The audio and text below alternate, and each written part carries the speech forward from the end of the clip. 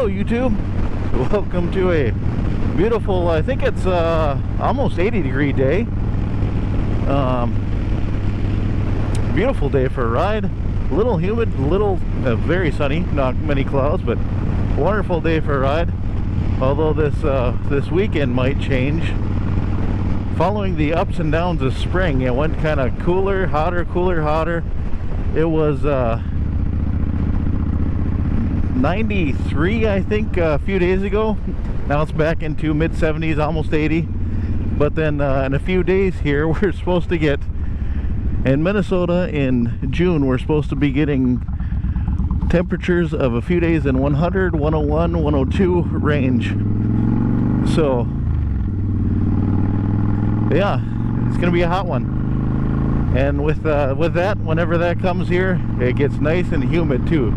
Usually pretty humid in the summer, but when it's that hot, oh, it's gonna be fun. So probably not a good weekend for a bike ride. I'm just not used to that kind of heat. I'm not a fan of the cold, but I'm also not a fan of plus 100-degree weather and on the motorcycle. It just feels like you're riding through an oven. But yeah, so we're gonna go out and enjoy the few days leading up to that.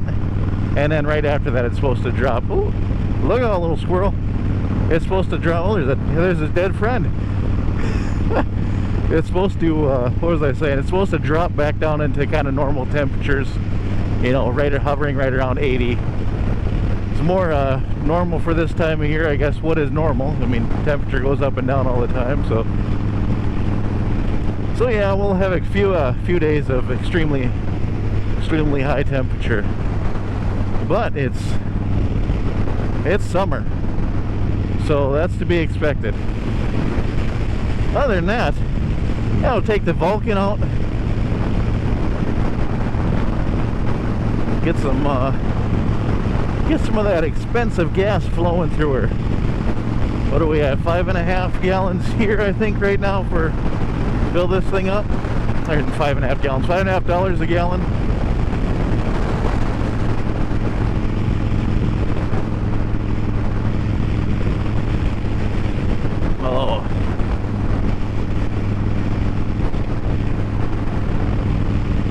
Yeah, I was able to get when you can get over $20 worth of gas in a motorcycle, I was able to get that into the Road King. There's something not right there. And when you're able to get in the Sportster with the little 2.2 tank, it should not cost that much to fill up a Sportster like that. That's when you're looking at it going, yeah, something's wrong. I like the stickers, you know, I did that stickers. I'm sure you've all seen them. I'm a fan of seeing those on the gas pumps. Some people are not. I got a friend who was, not really friend, coworker, we'll say, who was putting those up at a gas pump early one morning, and the manager of the gas station came out and he thought, oh, you know, they're gonna make me rip them all down. And the manager said, yeah, we got a whole bunch of empty shelves in there because the delivery trucks won't bother showing up anymore. Why don't you grab a handful of those stickers and put them all over the shelves inside the store?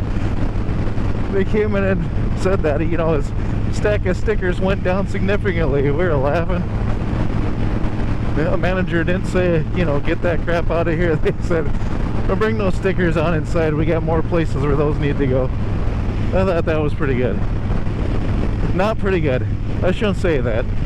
It's pathetic that we have to be at that point, but the fact that the manager is willing to say something no matter what the customers say, you know, some things have to be said no matter how much people dislike it. So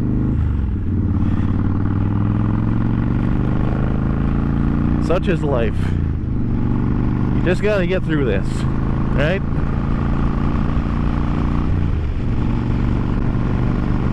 But I don't know how the sound of this.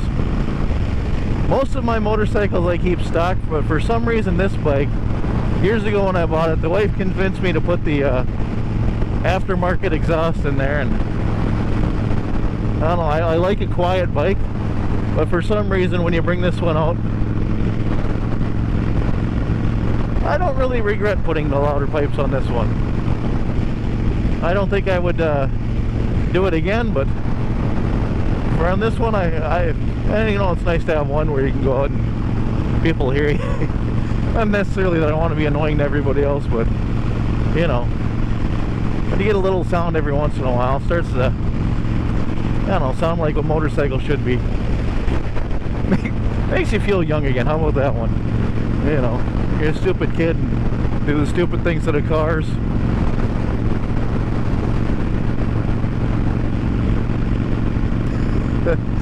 I remember stupid kid. A friend of mine growing up had a diesel pickup. So, you know, you already have a pretty good sound. It was an old Chevy with the 80-something Chevy with the diesel pickup. I don't remember what they had back then for the size of it, but diesel, you know, thumping along. And then he put a glass pack exhaust on there. So you got a diesel with a glass pack. That was an interesting sound. You know, you can't really, you don't get a lot of RPMs out of the diesel, so it always was kind of in that perfect purring along sound. And yeah, I don't know what made me think of that, but I ought to be young again. And every time I take this bike out for a nice long ride, I always think of,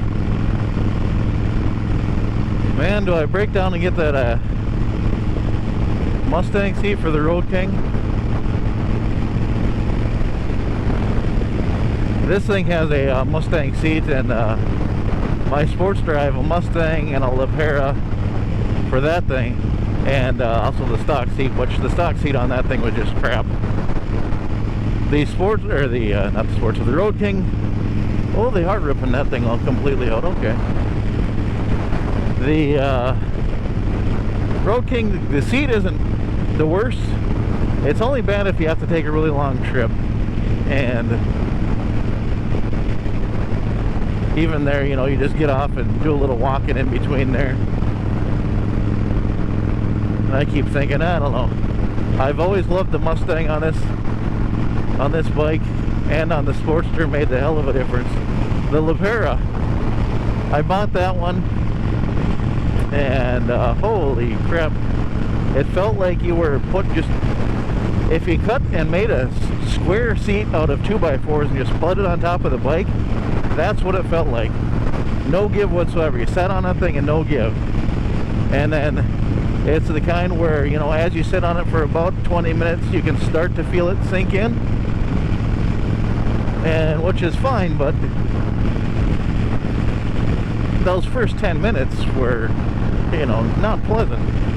And then after that, once you started to sink in, you didn't sink in very far, and it was still extremely stiff. Like the Mustang is a little stiff, but it's, I don't know, it's just right where you sink in a little bit and it's not hard, but it's still firm enough to where after an hour you're not sinking any further.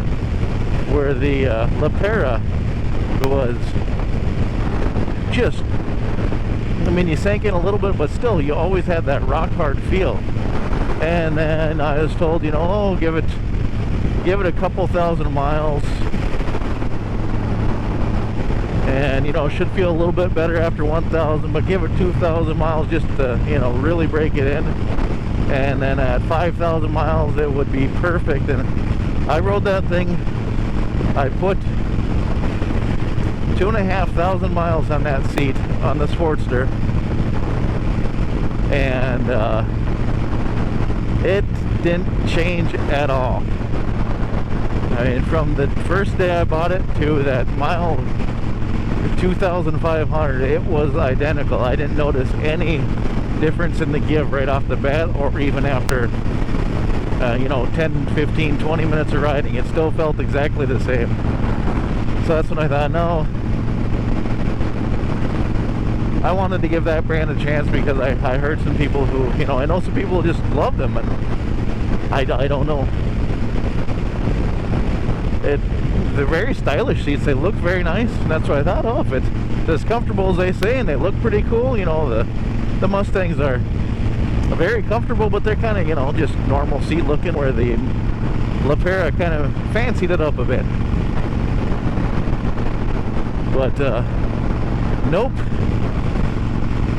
it goes with the saying, you can pay for style or you can pay for comfort, and me, I was built for comfort. So, but yeah, the Mustang seat on this one has been supporting my butt for, well, it'll be 20 years next year since I bought this bike, and 20 years of riding this seat, and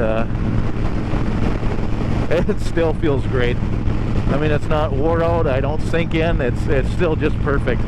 It's on the side, you know, after 20 years, there's a few spots where the vinyl is starting to, it's what, marine grade vinyl they say, a few spots where it's starting to, you can tell, starting to dry out. I should probably put a little more often of the, you know, that conditioner on there for leather and vinyl conditioner, because yeah, I don't want this seat to dry out. I can't replace it.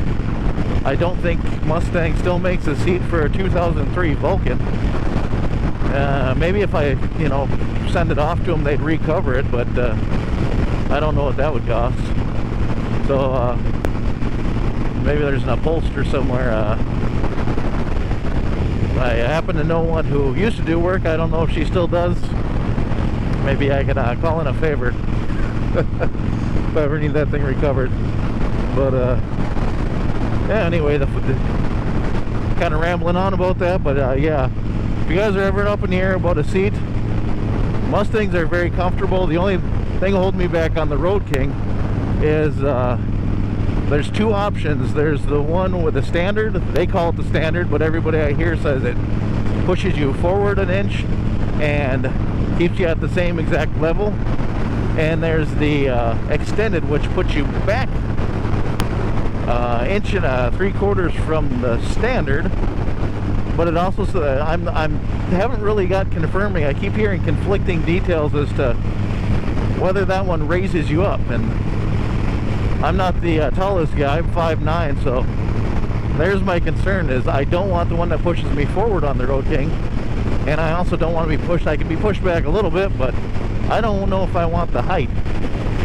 It's a wider bike, so although the seat height isn't extremely high as it is, being as wide as it is, you know, it's, if you have to walk the bike around anything, you kind of need room to move your legs. So the width and the height together, I think might limit how far I can duck walk that bike if I ever need to back it up or something. So, but on the Vulcan, it's perfect.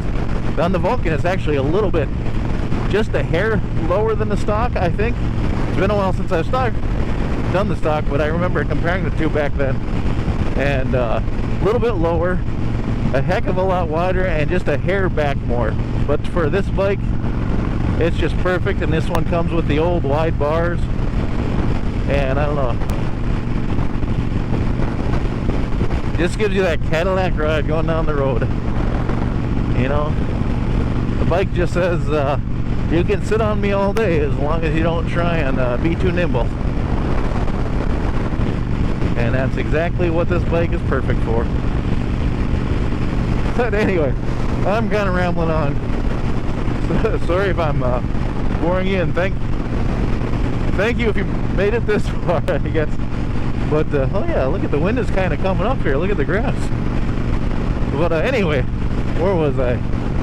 God bless you if you made it this far. Thanks for watching. Watch again, and hopefully we'll see you next time. Have a good one, everybody.